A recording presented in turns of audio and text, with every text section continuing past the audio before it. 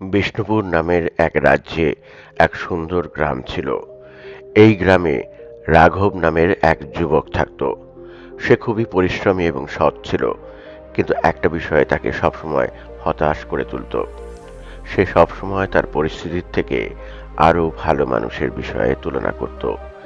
মনে মনে ভাবত, ও আমার থেকে কত সুন্দর, সে কত ধনী ব্যক্তি, তাকে দেখতে কত সুন্দর, ইত্যাদি নানান বিষয়ে চিন্তা করে অযথা সময় নষ্ট করত এবং তার মধ্যে যেটুকু সুখ আনন্দ ছিল সেগুলোও নষ্ট করে দিত। যখন সে তার বন্ধু নিখিলের কথা ভাবত, যে স্কুলে সবসময় ফার্স্ট হতো, সে মনে মনে ভাবত, যদি আমিও ওর মতো হতে পারতাম, আরো ভালো, আরো স্মার্ট হতাম। যখন সে তার প্রতিবেশী ধনী ব্যক্তি সিদ্ধার্থকে দেখত, আর মনে মনে ভাবত, আমিও যদি তার মতো ধনী হতে পারতাম। এমনকি যদি সে কাউকে খুব জোরে দৌড়তে দেখত, আর ভাবত, আমিও যদি তার মতো জোরে জোরে দৌড়তে পারতাম। আর এই সব ভাবতে ভাবতে সে নিজেকে কেমন যেন গুটিয়ে নিত। খানিকটা হতাশাও কাজ করত তার মনের মধ্যে। তার ফলে তার ভালো লাগার কাজগুলো কমে আসতো। আর সে ভাবতে থাকতো, সে কোনোদিনও আর সফল হতে পারবে না। এইভাবে কিছুদিন কাটার পর সে জানতে পারে তাদের গ্রামে এক সন্ন্যাসী এসেছেন। সন্ন্যাসীটি খুবই জ্ঞানী এবং বিজ্ঞ। তিনি সাধারণ মানুষের মধ্যে তার সঞ্চিত জ্ঞান বিতরণ করতে এসেছেন। রাঘব এই কথা শোনা মাত্র সন্ন্যাসীর নিকট উপস্থিত হয়ে তার সব কথা তাকে খুলে বলে। রাঘব বলে, গুরুদেব, আমি খুব পরিশ্রম করি, কিন্তু যখনই আমার থেকে ভালো কাউকে দেখি আমি তাদের মতোই হতে চাই। তার ফলে আমার কোনো কাজেই মন বসে না। অনুগ্রহ করে এই অবস্থা থেকে আমি কিভাবে বেরিয়ে আসব তা যদি বলেন। এই কথা শুনে সন্ন্যাসীটি মৃদু হেসে রাঘবকে বলে, বেশ, তুমি এক কাজ করো, কাল সকালে তুমি এই গ্রামের সব থেকে পুরনো গাছটির কাছে এসো। আমিও পৌঁছবো, আর সেখানেই তুমি তোমার প্রশ্নের উত্তর পাবে। রাঘব পরের দিন সকালে গুরুদেবের কথা মতো সেই গাছের নিচে গিয়ে পৌঁছল। সন্ন্যাসীটি তার আগেই সেখানে গিয়ে উপস্থিত ছিলেন। সন্ন্যাসীটি রাঘবকে বলেন, খুব ভালোভাবে এই জঙ্গলকে দেখো।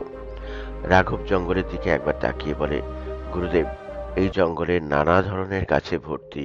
কোনোটা খুব লম্বা, কোনোটা খুব ছোট, কোনোটাতে সুস্বাদু সুমিষ্ট ফলে ভরপুর, কোনোটাতে আবার কোনো ফলই নেই। সাধুটি এবারে বলেন, আচ্ছা, এবারে ওই সুমিষ্ট আম গাছটির কথা ভাবো, আর পাশাপাশি ওই লম্বা নারকেল গাছটির কথাও ভাবো। যদি এদের মধ্যে আম গাছটি ভাবে, সে কেন নারকেল গাছের মতো অত লম্বা নয়, আর নারকেল গাছটি ভাবে, সে কেন আম গাছের মতো এত সুমিষ্ট আম পায় না, তাহলে এই তুলনার কি কোনো অর্থ আছে? আম গাছ যেমন সুমিষ্ট আম দেয়, তেমনি নারকেল গাছও তো ডাব আর নারকেল দেয়। দুটোরই তো প্রয়োজন আছে। রাঘব এই কথা শুনে বলে, হ্যাঁ গুরুদেব, আপনি সত্য বলেছেন। এদের একজনের সঙ্গে আর একজনের তুলনা করা অনুচিত।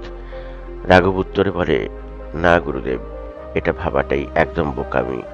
সন্ন্যাসীটি বলেন, বেশ, তাহলে এবার বলো, জঙ্গলটা তোমার কাছে কেমন লাগছে?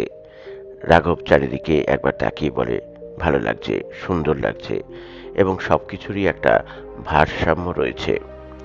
সন্ন্যাসীটি এবারে বলেন, এটাই আমাদের জীবনের বাস্তব সত্য। যেমন করে প্রত্যেকটা গাছের একটা নিজস্ব চরিত্র এবং উদ্দেশ্য আছে, তেমনি করে প্রত্যেকটি মানুষের তাদের নিজস্ব লক্ষ্য এবং গন্তব্য থাকে। একজনের গন্তব্যের সাথে আর একজনের গন্তব্যের কোনো মিল খুঁজে পাওয়া যায় না। আম গাছটি যেমন শুধু মিষ্ট আমের জন্যই বিখ্যাত, তেমনি নারকেল গাছটি তার লম্বা স্বভাবের জন্য বিখ্যাত। তাদের প্রকৃতি দুজনেরই আলাদা, কিন্তু দুটোই আমাদের জন্য প্রয়োজনীয়। রাঘব সব শুনল, বুঝল, কিন্তু তবুও একটা দ্বন্দ্ব তার মধ্যে এখনো কাজ করছিল।